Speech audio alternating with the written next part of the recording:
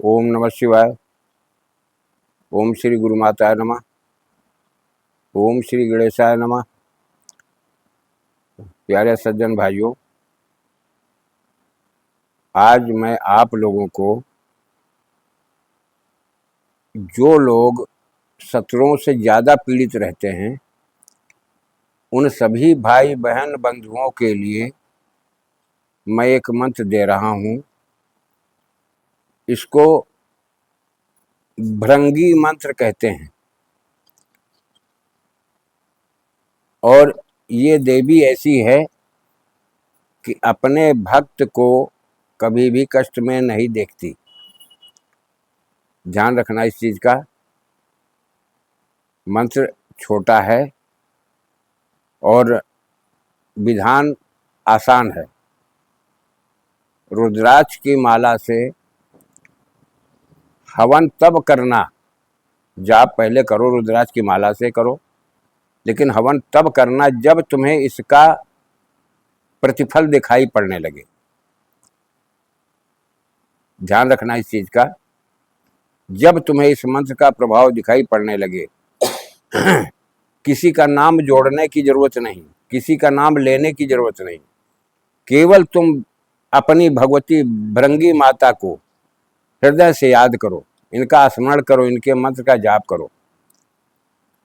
इसका मंत्र 6 माला सुबह और 6 माला शाम को करना पड़ता है। उच्चारण आपका सही होना चाहिए। सरसों के तेल का दीपक जलाइए।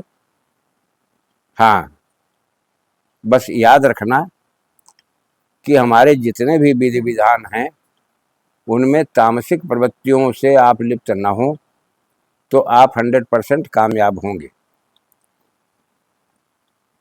दूसरी चीज ये है, मैं मंत्र बताया दे रहा हूँ, मंत्र को डिस्क्रिप्शन बॉक्स में मैंने डाल रखा है, वहां से उठा लेना।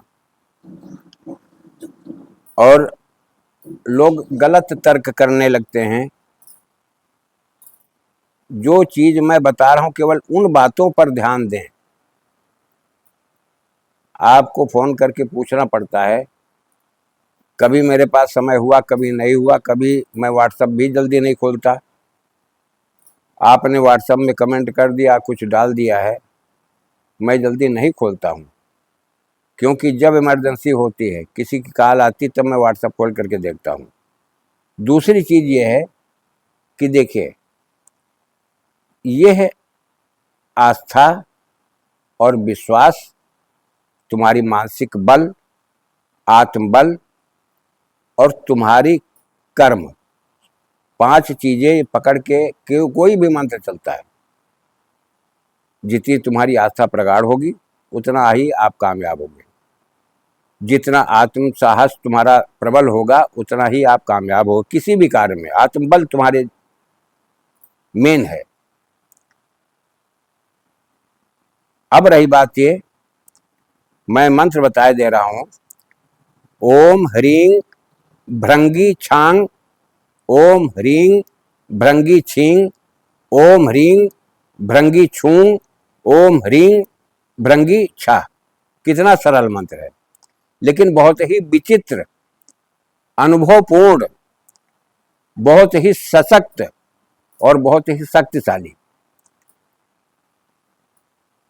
मैं ऐसी चीजें जो दे रहा हूं आप लोगों को, आप इसको करके देख लिया करो, प्रैक्टिकल करो। थ्योरी पे मत जाओ कभी, थ्योरी पर अनुभव तुम्हें नहीं मिलेगा। किसी चीज को करो। हाँ, ये जरूर होता है, एक बार में नहीं तो उतने क्रम को दूसरी बार अपनाया जाता है, फिर दूसरी बार भी नहीं तो तीसरी बार जरूर अपना लो। छोड़ो मत पीछा, आपको अनुभव मिलेगा, 100% मिलेगा। देखिए, मैं गलत कर सकता हूं या मैं गलत बोल सकता हूं, लेकिन अक्षर, जिसको अक्षर कहा गया, जिसका क्षरण ही ना हो, जिसका महत्व कभी विलुप्त ही ना हो,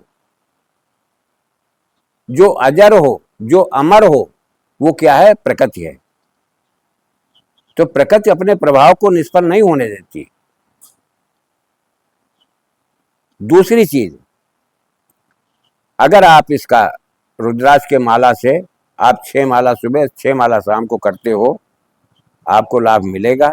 अपने आप शत्रु पीड़ित हो जाएंगे, अपने आप शत्रु टूट जाएंगे, अपने आप शत्रु बिखर जाएंगे, उनकी प्लानिंग सब चौपट जाएगी। वो खुद ब खुद चलते फिरते रास्ते में चोट भी खा सकते, कुछ भी हो सकता है, लेकिन तुम्हारी तरफ से मानसिकता उनकी मुड़ जाएगी। आप सकुशल बचे रहोगे। ये भगवती की कृपा है, ये मंत्र का प्रभाव है। मंत्र में छिपी हुई ऊर्जा को हम जब उठाते हैं, खोलते हैं, तो खोलने का मतलब क्या हुआ? जैसे खरील में कोई एक वस्तु डाल दीजिए, वो कितनी सख्त हो, लेकिन उसके बाद जब मूसल से आप कूटते हो, बार बार चोट करते हो, तो उसकी उस वस्तु की एक लिमिट है कि ये इतनी चोट खाने के बाद टूटेगा, फिर इतनी चोट खाने के बाद इसका चूरा होना शुरू हो जाएगा, फिर इतनी चोट खाने के बाद ये बिल्कुल चूरा हो जाएगा, तब वो खाने भी योग्य होता है, तब लेप करने के भी योग्य होता है, तब आप उसको इस्तेमाल कर सकते हो। ठीक इसी तरह से मंत्र की विधा है कि तुम कितनी बार जाप करोगे, कितनी चोट मारोगे, एक एक अक्षर पर कितने चोटें पड़ जाती हैं, तब उसमें विस्फोट होता है। और विस्फोट होता है तो उसकी तरंग, उसकी वाइब्रेशन जहां से तुम्हारी मानसिकता जुड़ी, जिस व्यक्ति से जुड़ी है, वो उसको खोज लेगी, तलाश लेगी। इस रहस्य को समझो। और जो लोग आकर्षण, वशीकरण ऐसी चीजें में फंसते हैं, हकीकत ये है, ये देवी देवता के आकर्षण मंत्र सब होते हैं। जब तक उसकी कृपा नहीं होगी, जब तक वो ऊर्जा तुम्हारी तरफ आकर्षित नहीं होगी, तब तक तुम्हारे कार्य नहीं होते हैं। जितने भी देवी देवताओं को सिद्ध करने के मंत्र होते हैं, ये सब वशीकरण और आकर्षण मंत्र ही हैं। इनका रहस्य समझ लो। किसी योग्य, किसी ज्ञानी पुरुष से आप बैठ करके तर्क करोगे, वो आपको रहस्य समझाएगा। मैं साधारण और सरल शब्दों में तुम्हें इसका रहस्य खोलता हूं आप लोगों के सामने कि इनके महत्व को समझो। यह है क्या? जैसे आप यक्षिणी को बस में करना चाहते हो, यक्षिणी सिद्ध करना चाहते हो। सिद्ध क्या है? बार बार आवाहन करना, बुलाना। आकर्षण भी है, वशीकरण भी है, आवाहन भी है। 3 चीजें एक मंत्र में चलती है।